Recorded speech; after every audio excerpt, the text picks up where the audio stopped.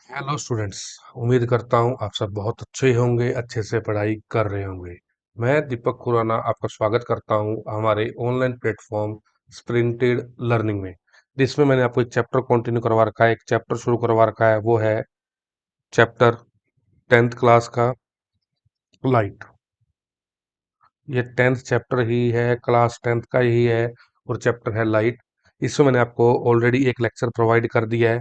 Basic lecture हमारे पास वो था जिसमें हमने रिफ्लेक्शन ऑफ लाइट के बारे में डिस्कशन किया था कि what is reflection of light. और इसमें हमने लॉज ऑफ रिफ्लेक्शन को भी पढ़ा था कि दो पॉइंट्स थे लॉज के अंदर कि incident ray, normal and reflected ray always lies in the same plane. और उसके साथ बताया था angle I is equal to angle R, जिसे हम अपनी जगह जगह के अंदर अपनी इस चैप्टर के अंदर यूज करेंगे। बहुत सारे कंसेप्ट्स आएंगे जिसमें मैं इनको यूज करता रहूंगा लॉज ऑफ रिफ्लेक्शन को। इसलिए मैंने आपको फर्स्ट लेक्चर में ये बता दिए और उम्मीद करता हूँ आपने ये लेक्चर देखा होगा, पसंद आया होगा आपको, काफी कुछ सीखने को मिला। बाकी इसी तरह से मैं अपना सेकंड लेक्चर शुरू करूंगा। आज मेरा है सेकंड लेक्चर लाइट चैप्टर का। इसमें मैंने आपको क्या करवाना है, इसमें मैंने आपको बताना है properties of image formed by a plane mirror. बिल्कुल ठीक सुन रहे हैं और देख रहे हैं आप। इसमें हमने प्लेन मिरर से बनने वाली इमेजेस की प्रॉपर्टीज को डिस्कस करेंगे। आज हम सिर्फ प्लेन मिरर को डिस्कस करेंगे कि जब एक प्लेन मिरर आपने जो घर में देखा होगा, ये प्लेन मिरर होता है जिसका एक पार्ट पीछे से पॉलिश्ड होगा और सामने से ये प्लेन होगा। तो इस मिरर को हम क्या कहते हैं? प्लेन मिरर कहते हैं। प्लेन मिरर जैसा कि ये देखो, पीछे वाला पार्ट जो आपका ऐसे पॉलिश हो गया और सामने से बिल्कुल स्ट्रेट आपको दिखता है ये, तो ये होता है प्लेन मिरर। इसके अंदर जब हम अपने आप को देखते हैं, ऑब्जर्व करते हैं, तो कुछ चीजें तो जैसे मैं आपको जो बताऊंगा आप उसको घर में देखोगे, ऑब्जर्व करके देखोगे तो सेम एज इट इज मिलेंगी। कुछ जो हमारी फिजिक्स की लैंग्वेज में है उसे हम यहाँ डिफाइन करेंगे। दिखेंगी तो आपको वो भी, लेकिन कुछ टर्म्स जो है वो फिजिक्स के अकॉर्डिंग रहेंगी, जिसे हम आप आज देख सीखेंगे, पढ़ेंगे। ठीक है बेटा जी। बाकी जो बच्चे फर्स्ट टाइम हमारे चैनल पे आए हैं तो चैनल सब्सक्राइब कर लें। और जो जितने भी बच्चे इस लेक्चर को देख रहे हैं तो सबसे पहले नोटबुक में लिखने के बाद सबसे पहले आपने लाइक करना है चैनल को, वीडियो को, और उसके बाद अपना शुरू करना है अपना काम। देखें बेटा जी, अब हेडिंग आपने लिख ली होगी, properties of image formed by a plane mirror. इतने में टॉपिक शुरू करवाता हूँ। और मैं आपको एक चीज बताना चाहूंगा, जितने ही बच्चे हमारे लेक्चर से जुड़ते हैं, जितने ही बच्चे हमारे टॉपिक से जुड़ते हैं, तो आप सबको दिख रहा होगा बेटा जी, यहाँ सिर्फ काम की बात की जाती है। इधर उधर की फालतू बातों में टाइम खराब नहीं किया जाता। जितनी भी देर हम बात करते हैं, काम की बात ही की जाती है। तो यही चैनल मैं आपको शुरू से बता के चल रहा हूँ, जो हमारा चैनल है वो आपको कंप्लीट स्टडी बेस्ड चैनल है। इससे बढ़िया स्टडी, एक सीक्वेंस जो मैंने आपको दिया है स्टडी का, शायद ही किसी प्लेटफॉर्म पे मिलेगा। तो ज्यादा से ज्यादा बच्चों तक आपने इसको शेयर करना है, ताकि ज्यादा से ज्यादा बच्चे, जो जितने भी भाई बहन आपके जो भी हैं, वो ज्यादा से ज्यादा बेनिफिट लें हमारे इस कंसेप्ट का। तो बेटा जी हेडिंग शुरू करेंगे। देखो, जैसे मान लो हमारे पास ये एक प्लेन मिरर है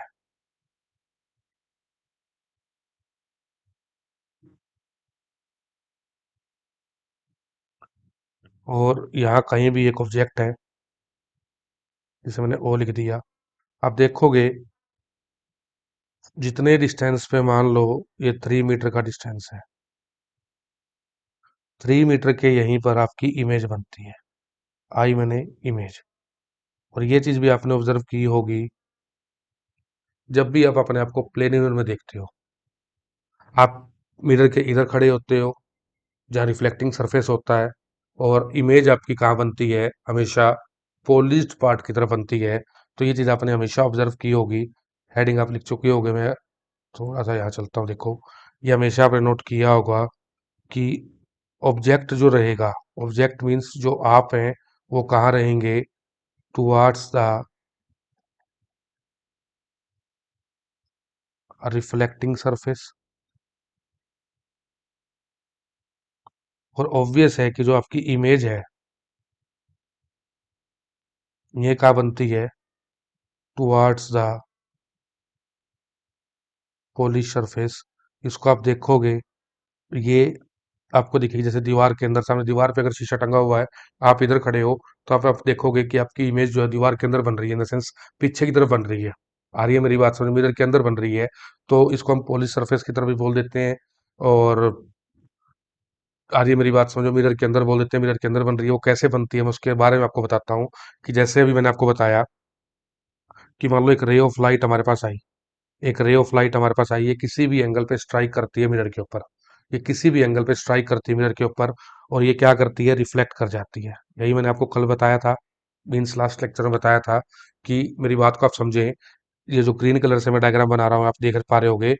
कहता है कि कोई भी एक रे ऑफ लाइट आई, किसी भी पॉइंट पे यहाँ स्ट्राइक करी, और उसका रिफ्लेक्ट कर गई। यही मेरे पास था, रिफ्लेक्शन ऑफ लाइट। और अगर इसमें मैं नॉर्मल ड्रॉ कर देता हूँ, इसमें मैं एक नॉर्मल ड्रॉ कर देता हूँ, इसमें आप देखोगे ये एंगल आई है, और ये एंगल आर। ये एंगल आई हो गया, और ये एंगल आर। ये हमेशा इक्वलेंट ही होते हैं, मैंने आपको यही बताया था। एंगल आई हमेशा एंगल आर के इक्वलेंट होगा। और ऐसा कुछ रिफ्लेक्शन के अंदर भी मैंने बताया था। बट जब इसको मैं पीछे की तरफ एक्सटेंड करता हूँ, जब मैं इसको पीछे की तरफ एक्सटेंड करूंगा, तो यहाँ कहीं आपको आपकी इमेज दिखती है। इस कारण से, जैसे अब कोई भी रे थी आगे की तरफ, तो वो फैल गई, रे आई आगे की तरफ फैल गई। लेकिन मैं जब इसको पीछे की तरफ एक्सटेंड करके देखूंगा, ऑब्जर्व करूंगा कि पीछे की तरफ एक्सटेंड करके देखूंगा, तो मुझे मेरी इमेज जो है वो इस पॉइंट पे कहीं दिखती है, जो मैंने इसको अभी सर्कल किया है, डार्क किया है। इतनी बात समझ में आ रही है आपको? तो अब इस बात को आप समझेंगे, मैं इस बात को क्या समझाना चाह रहा हूँ। ये डायग्राम आपने नोट कर लिया? मैं अगली स्लाइड पे चलूंगा, तो ये डायग्राम आपने शायद नोट कर लिया। तो इसमें आप देखोगे, कहता है कि यहाँ पे रेज जो है प्लेन मिरर में, इसको आप नोट डाउन करके लिखोगे, प्लेन मिरर में रेज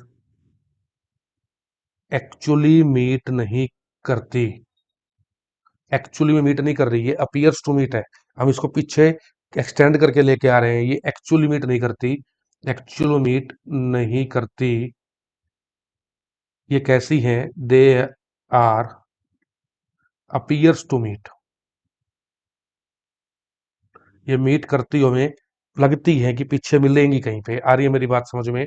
ये बात आपको समझ में आनी चाहिए। ये हमें मीट करती हुई दिखाई देती है। इसको थोड़ा सा और बेटर में लिखूं, ये मैंने आपको बताया अभी कि प्लेन मिरर्स में रेज एक्चुअल मीट नहीं करती। ये पीछे की ओर एक्सटेंड की जाती है। अब इस बात का क्या फायदा होगा, इस बात से क्या मैं समझाना चाह रहा हूँ? आई थिंक आपने सारा नोट डाउन कर लिया होगा। तो मैं इस बात से क्या समझाना चाह रहा हूँ, जो इमेज बनती है, जो प्रॉपर्टीज में मैं आपको बात समझाना चाह रहा हूँ। सबसे पहली बात, ये एक्चुअली मीट नहीं कर रही। ये एक्चुअली मीट नहीं कर रही। They are appears to meet. ये अपीयर्स टू मीट है, ये पीछे की तरफ एक्सटेंड करके मिल रही है। इट मीन्स जो यहाँ इमेज मिलती है हमारे को, इमेज जो मिलती है, इमेज का जो नेचर मिलता है, इमेज का नेचर वर्चुअल होता है, रियल हो नहीं होता। वर्चुअल होता है, नॉट रियल। ये वर्चुअल इमेज बनती है। इसको थोड़ा सा और बेटर वे में, अभी तक उम्मीद करता हूँ कि समझ में आया होगा, लेकिन इसको और बेटर वे में, वर्चुअल वर्ड को मैं और बेटर वे में समझाऊंगा आपको आने वाले स्फेरिकल मिरर्स के अंदर। अभी इस चीज को इतना याद रखें, समझने की कोशिश भी करें। बाकी इसको और बेटर वे की अंडरस्टैंडिंग रहेगी, वो रहेगी कनकेव और कन्वेक्स मिरर्स के अंदर। इसको भी देखें। सेकेंड में अगर मैं बात करूं, यहाँ जो इमेज बनती है वो कैसी बनती है? इरेक्ट बनती है। कैसी बनती है? इरेक्ट। इरेक्ट का मतलब होता है सीधी बनती है। सीधी का देखो, जैसे अगर आपके पास, आप इस तरह से खड़े हो, तो इसी तरह से आपकी इमेज बनेगी। और जब अगर हम कनकेव मिरर वगैरह में जाएंगे, तो इमेज वहां उल्टी भी बनती है, यानी कि अगर आप होगे सीधे, लेकिन ये आपकी इमेज उल्टी बनती है। इसे बोलते हैं इन्वर्टेड इमेज। लेकिन यहाँ हम कैसे बनते हैं? कनकेव मिरर में आपको ऐसे केस देखने को मिलेंगे। कनकेव में हम बात करेंगे कि हमारे को यहाँ इन्वर्टेड इमेज मिलती है। लेकिन आप प्लेन मिरर में अपने आप को देखते हो, प्लेन मिरर में आप सीधे ही इमेज मिलते हो। ये थोड़ा ना है कि आप खड़े हो सीधे ऐसे और आपकी इमेज मिलेगी ऐसे, नहीं। प्लेन मिरर में आप एक दूसरे को ऐसे देखते हो, जैसे आप हो वैसे ही आप अपने आप को सीधा देखोगे। तो वर्चुअल एंड इरेक्ट, यानी कि अगर हम बात करें प्लेन मिरर्स के अंदर, अगर हम बात करें प्लेन मिरर्स के अंदर, हमें इमेज कैसी मिली overall? Virtual and erect image हमारे को देखने को मिलती है। इरेक्ट इमेज मिलती है। ये बात आपको समझ में आनी चाहिए। यहाँ तो कोई डाउट हो तो बताओ। ये दो बार पॉइंट मैंने आपको बता दिए। उसके अलावा अगर मैं आपको बताऊं, सिंपल सी बात है, मैं इसको दोबारा ड्रॉ कर लेता हूँ। सारे डायग्राम को तो मैं दोबारा ड्रॉ कर नहीं करूंगा, सिर्फ आपको समझाने के लिए। जैसा ये आप हो, ये ऑब्जेक्ट है, ये उसकी इमेज है। ये तो मैंने आपको बता दिया। ये पॉइंट तो मेरा हो गया कि इमेज कैसी है, वर्चुअल एंड इरेक्ट। सेकंड है H is equal to H dash. H is equal to H dash, इसका क्या मतलब है? इसका मतलब है height of object is equal to height of image formed.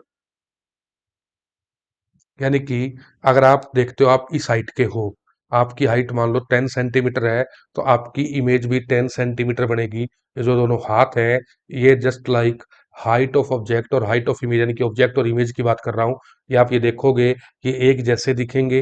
Virtual erect तो दिख ही रहे हैं, इमेज में सीधी दिख रही है आपको, मिरर के पीछे दिख रही है आपको, लेकिन आपको दोनों की हाइट बराबर दिखेगी। ये आप इसको ऑब्जर्व कर सकते हो अपने घरों के अंदर भी, ये चीज आपके सामने है। उसके अलावा मैंने एक शुरू में लिखा था कि ये 3 मीटर दूर है। अगर ये 3 मीटर दूर है मिरर से, तो ये भी 3 मीटर दूर बनेगी इमेज मिरर से। तो थर्ड पॉइंट में यहाँ ऊपर लिख रहा हूँ, कहता है u is equal to v. U का मतलब हम क्या डिफाइन करेंगे यहाँ पे? Distance of object from mirror. Distance of object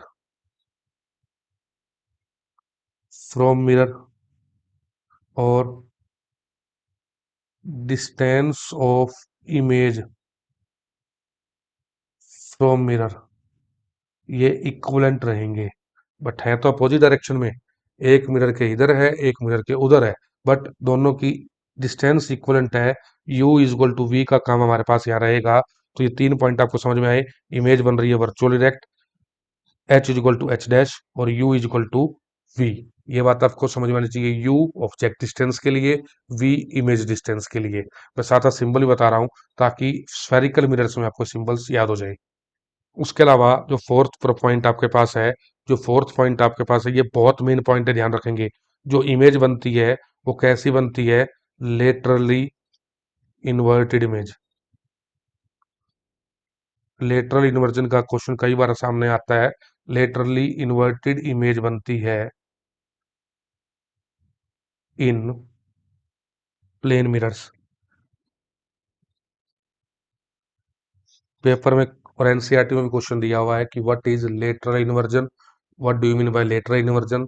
आपके सामने क्वेश्चन कई बार देखने को मिलता है 1 नंबर का, तो काफी मेन क्वेश्चन बनता है और इसको आप बिल्कुल ऑब्जर्व कर सकते हो। कहता है कि लेटरल इन्वर्जन क्या होता है? जब आप अपने आप को मिरर में देखोगे, तो आपका जो लेफ्ट साइड है, आपकी जो लेफ्ट साइड है, वो कैसे मिल दिखती है आपको? राइट साइड की तरफ दिखती है, एंड वाइस वर्सा। इसका मतलब हो गया कि जो आपकी राइट साइड है वो क्या मिलेगी आपको? लेफ्ट साइड की ओर दिखती है। ये बात आपको समझ में आनी चाहिए। यानी कि जैसे आप देखोगे, अगर आप अपने आप को ऑब्जर्व करेंगे, इसमें तो ज्यादा कुछ है ही नहीं मुश्किल। आप सीधे मिरर के आगे खड़े हो जाओ। आप इस लेक्चर को देखने के बाद, 4 प्रॉपर्टीज को लिखने के बाद, आप मिरर के आगे खड़े हो जाओ। मिरर के आगे खड़े होने के बाद इस लेक्चर को लास्ट से दोबारा चला दो, जो मैंने आपको बताया। आप अपने आप को सीधा देखेंगे, बिल्कुल पॉइंट वन समझ में आ गया। सेकंड आपको समझ में आएगा कि आपकी इमेज वर्चुअल बन रही है। वर्चुअल को मैंने यहाँ पे थियोरटिकल समझाने की कोशिश की, और आप प्रैक्टिकल भी देखेंगे।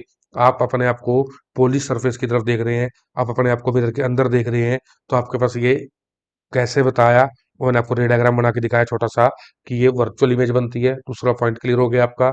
तीसरा पॉइंट मैंने आपको बताया, आपकी हाइट और इमेज की हाइट बराबर दिखेगी। चौथा पॉइंट आपके सामने ये होता है कि आपका ऑब्जेक्ट से जितना डिस्टेंस आपका मिरर से है, उतना ही आपकी इमेज पीछे की तरफ बनेगी। उसका लास्ट पॉइंट जो मैंने आपको बताया, कि जो आपकी लेफ्ट साइड है वो राइट साइड की तरफ दिखेगी, राइट वाली लेफ्ट की तरफ दिखेगी। इस फेनोमेना को, इस कंसेप्ट को कहते हैं लेटरल इन्वर्जन। इसे नाम दिया गया है लेटरल इन्वर्जन। ये एनसीईआरटी में क्वेश्चन भी है, या इसको कहते हैं इमेज कैसी बन रही है? लेटरली इन्वर्टेड ये बात आपको समझ में आनी चाहिए। ये जो प्रॉपर्टीज मैंने आपको बताई, ये सारी की सारी अपने एज इट इज याद रखनी है। इसमें प्लेन मिरर में इसके अलावा कुछ भी ऐसा नहीं है। अब हमारा जो टॉपिक आने वाले टाइम में शुरू होगा, वो स्फेरिकल्स के लिए शुरू होगा। बाकी आपको उम्मीद करता हूँ, छोटा सा लेक्चर था आज का, वो पूरी तरह समझ में आया होगा। आज के लिए इतना ही।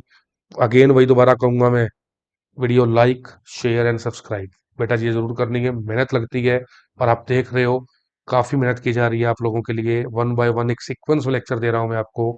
ठीक है, आज के लिए मैं इतना रखता हूँ बेटा जी। Thank you, thank you very much.